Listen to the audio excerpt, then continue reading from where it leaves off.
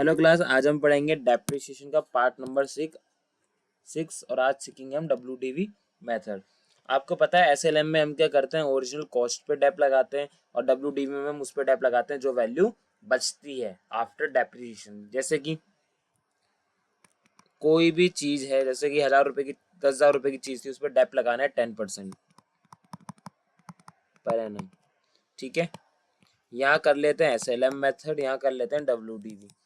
बस पहले साल तो सेम रहता है, उसके बाद कैलकुलेशन में थोड़ा थोड़ा चेंजेस आने लगता है। 10,000 की मशीन है और उस पर डेप लगाते हैं, 10,000 का 10% होता है 1,000, तो ये बचा 9,000। फिर से 1,000, क्योंकि SLM में ओरिजिनल कॉस्ट पर डेप लगता है। ओरिजिनल कॉस्ट का मतलब है जितनी उसकी वैल्यू थी, हमेशा इस पे ही कैलकुलेट होगा 10,000 का 10%। ठीक है,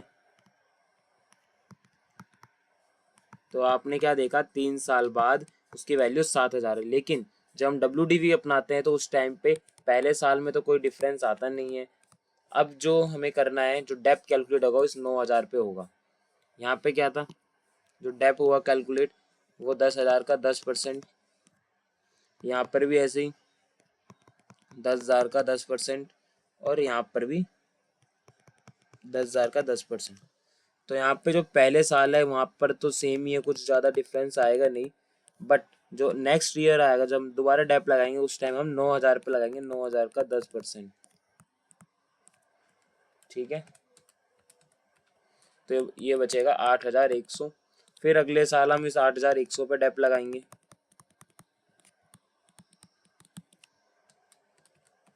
तो ये वैल्यू आएगी 7,290।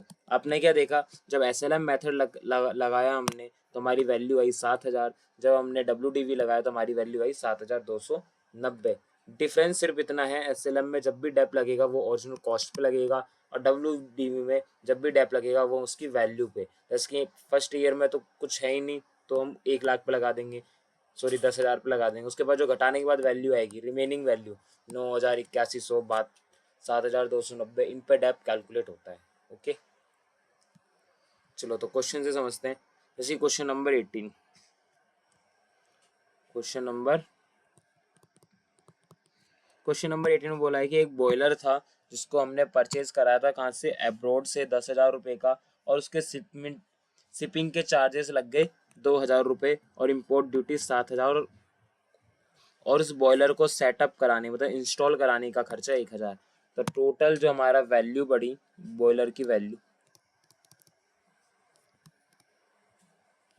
वो कितनी है, 10,000 प्लस 2,000 प्लस 1,000, ये टोटल हो गया 20,000। ठीक है, आपको मैंने बताया था SLM पढ़ाते वक्त, जब भी हम कोई भी फिक्स एसेट खरीदते हैं उसको रन करने के लिए जितना भी खर्चा होता है उसके अंदर उसकी वैल्यू में ऐड हो जाता है। जैसे यहाँ पे 10,000, 2 12, 12 7 19 और 1 20,000। तो कैलकुलेट करना है डेप्रिसिएशन फर्स्ट 3 ईयर, शुरू के 3 साल का बनाना है, 10% पर एनम है। डिमिनिशिंग बैलेंस मेथड का मतलब है WDV मेथड। तो 3 साल का बनाना है, तो पहले साल ही है ना, तो उस 10% है तो हम वैल्यू लेस कर लेते हैं, ये बचेगा 18,000। कैसे निकाला, 20,000 का 10%। अब यहाँ पे जो डेप लगेगा वो लगेगा 18,000 का 10%, 1,800। ठीक है, तो ये आएगा 16,200। फिर अब जो डेप लगेगा 16,200 का 10%,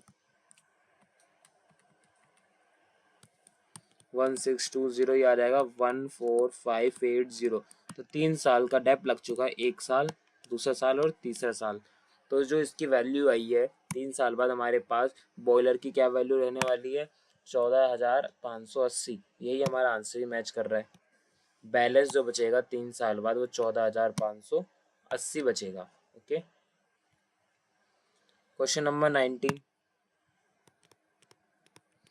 क्वेश्चन नंबर 19 बोला है एक original cost of furniture, furniture की जो कॉस्ट है वो कितनी है, 4,000, और डिसाइड किया है कि उसे हर साल 5% उसके ओरिजिनल कॉस्ट से हम लेस करते रहेंगे।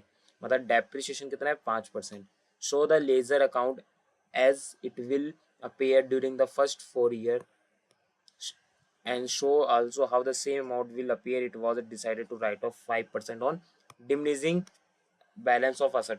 देखो फॉर्मेट बनाना मैं आपको सिखा चुका हूँ एसएलएम में कैसे बनता है, तो इसमें भी आप बना के करना। मैं क्वेश्चन नंबर 19 को रफली करके दिखा दूंगा, दोनों मेथड से करना है, क्योंकि बोला है ना कि 5% है डिमिनिशिंग बैलेंस से, और ये जो 5% है ये ओरिजिनल कॉस्ट से, इसका मतलब एसएलएम और डब्ल्यूडीवी दोनों ही अप्लाई करना है। तो मैं आपको रफली करके दिखाऊंगा कैलकुलेशन।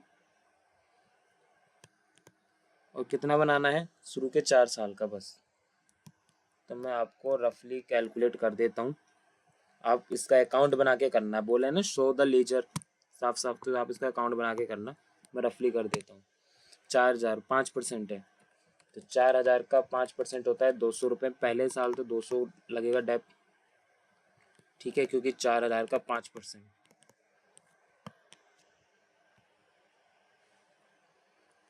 तो ये बचेगा 3800। फिर जो डेप लगेगा वो एसएलएम में तो ओरिजिनल कॉस्ट पे लगता है हमेशा। 4000 का 5%, फिर से 200, 3600, फिर से 200 आ जाएगा। 4000 का 5%, क्योंकि ओरिजिनल कॉस्ट पे लगता है। 3400, फिर से 200 आ जाएगा, ये आ जाएगा 3200, ठीक है। और हम मैच भी कर सकते हैं, हमारा आंसर डबल ओरिजिनल कॉस्ट मतलब एसएलएम से कितना आ रहा है, 3200 आ रहा है। अब करते हैं डब्ल्यूडीवी। तो पहले साल तो कोई चेंजेस होगा नहीं, क्योंकि पहले साल तो सेम एसएलएम की तरह ही लगता है। अब 3800 का 5%,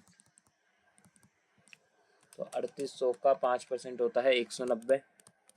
आप घटा दो 3800 में से 5%, तो बचेगा 3610। अब 3610 का 5% 180.5, 3610 माइनस 180.5, तो आएगा 3429.5। अब इसका 5%,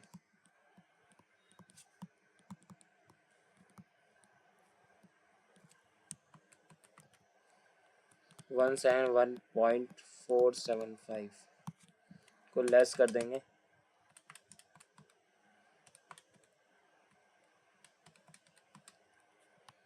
3258.025। अब आप आंसर मैच कर सकते हो अपना। 3258 आ रहा है, यहाँ पर भी क्या आ रहा है 3258। पॉइंट वाला वहाँ पे नंबर दिया नहीं है, तो आप देख सकते हो कि 4 साल बाद जो वैल्यू है एसएलएम मेथड से 3200 की और डब्ल्यूडीवी मेथड से 3258 रुपये की। इसका मतलब एसएलएम से ज़्यादा वैल्यू घट रही है और डब्ल्यूडीवी से वैल्यू कम घट रही है। ओके, अब इसी चीज़ को आप फॉर्मेट बना के कर दोगे जैसे एसएलएम का होता है, बस डेप की कैलकुलेशन तो बदल जाएगी, बाकी सारी चीज़ें सेम रहेगी। एक क्वेश्चन मैं आपको करके भी दिखा दूंगा। जब तक क्वेश्चन नंबर 20 देखते हैं।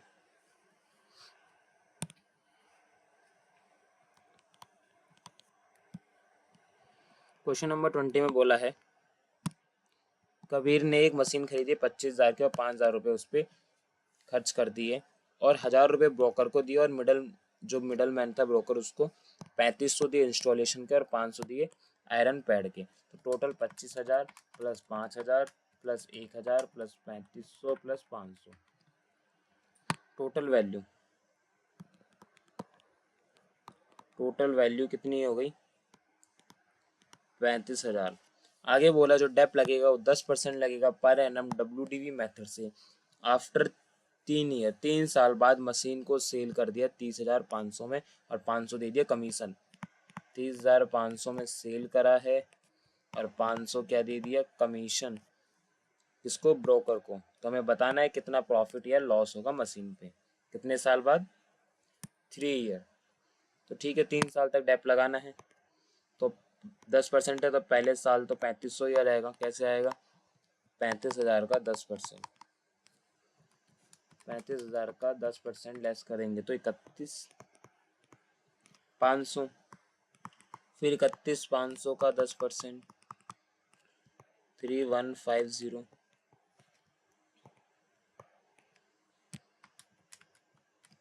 तो आएगा 28,350, फिर 28,350 का 10%,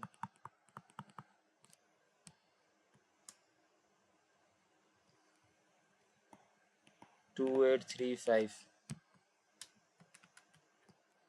ये आएगा 25515 की चीज़ थी। 3 साल बाद इसकी ये वैल्यू है, कॉस्ट इतनी बची। अब क्या करना है, इसको सेल कर दिया 30,500 में और 500 कमीशन दे दिया, तो इसको मैं 30,000 लिख लेता हूँ डायरेक्ट। ठीक है, इसको मैं डायरेक्ट 30,000 लिख लेता हूँ क्योंकि मैंने इसी में से लेस कर दिया था। 4485 का क्या हो गया, इतने की चीज़ को इतने में हमने सेल कर दिया, तो ये हो गया प्रॉफिट। ये 30,000 कैसे आया, 30,500 हमें रुपए मिले सेल करने से और 500 का हमने कमीशन दे दिया, तो बैलेंस बच गया 30,000। इसका मतलब हमारी जेब में कितने पैसे बचे होंगे, 30,000, क्योंकि 500 तो हम किसी को पकड़ा चुके हैं कमीशन के। तो 4485 का क्या आ गया, प्रॉफिट। यही हमारा आंसर है, आप देख सकते हो। ठीक है, तो उम्मीद करता हूँ आपको कैलकुलेशन अच्छे से समझ में आ गई होगी। एक क्वेश्चन हम देख लेते हैं फॉर्मेट के साथ में।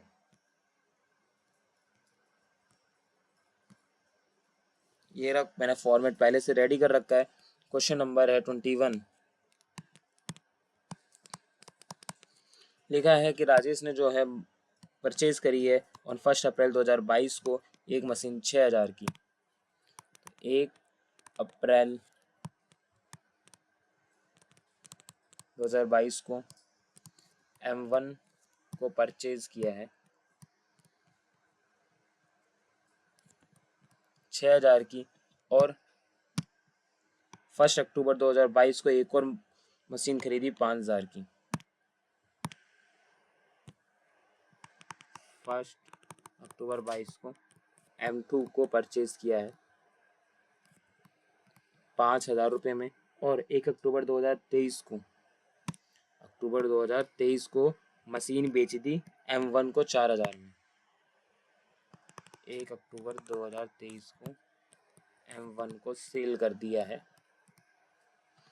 4,000 में।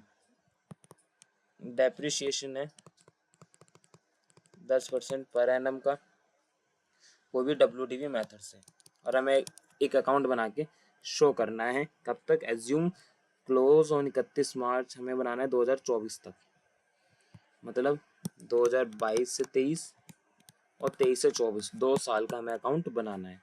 तो क्वेश्चन नंबर 20 की इन्फॉर्मेशन ये दी, स्क्रीनशॉट ले सकते हो आप, और बाकी मैंने ऊपर यहाँ पे लिख भी दिया है। तो चलो, तो हम करते हैं सॉल्व। 1 अप्रैल 2022 को, 1/4/2022 को खरीदते हैं। ऊपर लिखेंगे मशीनरी अकाउंट क्योंकि मशीन का है इसलिए। टू बैंक, M1 और M2 दोनों ही एक ही साल में खरीदा, इसलिए ये खरीदा था 1 अक्टूबर, अक्टूबर होता है 10वां महीना। ये 6,000 की, ये 5,000 की, बस और तो कुछ नहीं हुआ। अब हम डेप लगाते हैं 31 मार्च को 2023 by dep M1 by dep M2 by balance CD M1 by balance CD M2। M1 पर डेप कैसे लगेगा, हमारी वैल्यू थी 6,000, 6,000 का 10%, और M2 पे लगेगा 5,000 का 10%, और अक्टूबर को खरीदी थी तो 6 महीने का। 5,000 का 10% अक्टूबर में खरीदी तो 6 महीने का, तो ये आ जाएगा 600, और 5,000 का 10% 500, और इंटू 6 डिवाइड बाई 12, तो आ जाएगा 250। तो इसका बैलेंस आ जाएगा 4,750, इसका आ जाएगा 5400, ये आएगा 11,000। एक साल का अकाउंट हमने बना लिया, 600, 250, 5400, 4,750। ठीक है, एक साल का अकाउंट हो गया। एक साल का और बनाना है, तो सबसे पहले मैं ओपनिंग बैलेंस लिखूंगा 1/4/2023 को, टू बैलेंस BD M1 और M2